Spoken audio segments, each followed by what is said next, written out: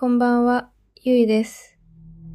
これは、まだ私がホラー担当の編集部へ配属されたばかりの頃の話です。ある日、編集部に一通のメールが届きました。古いアパートの一室だけ入居者がすぐに退去してしまう。そんな内容でした。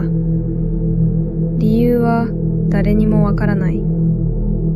でも、入居していた人たちは皆、夜になると部屋の中を誰かが歩くと話していたそうです。会議の結果、私が現地へ行くことになりました。問題の部屋は古い木造アパートの和室でした。6畳ほどの狭い部屋で、壁紙も少し変色していました。押し入れや床下、窓の外まで確認しましたが、特に異常はありませんでした。ただ、押し入れの上にある天袋だけは位置が高く、一人では届かなかったんです。明日でいいか。そう思って、私は寝袋を敷いて、その部屋で一晩過ごすことにしました。深夜2時頃だったと思います。畳の上を誰かが歩く音がしたんです。ミシ、ミシ、ミシ。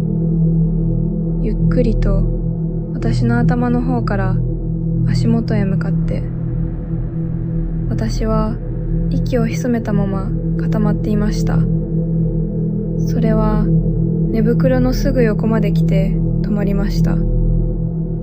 私は朝まで動けませんでした。ようやく空が白み始めた頃、少しだけ意識が落ちかけたんです。その時でした。ミシ、ミシ、ミシ。今度は逆方向からでした。足音は私の足元の方からゆっくりと頭の方へ近づいてきたんです。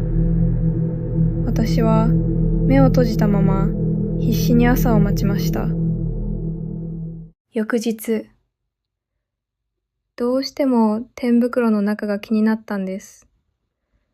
でも一人で確認するのが怖かったんです。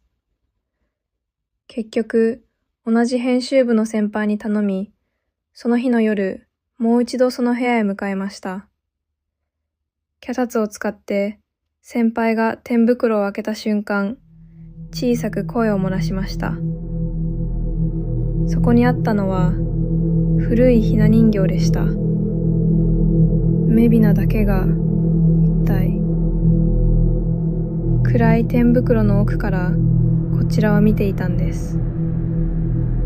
顔は薄汚れていましたが、目元だけが濡れて見えました。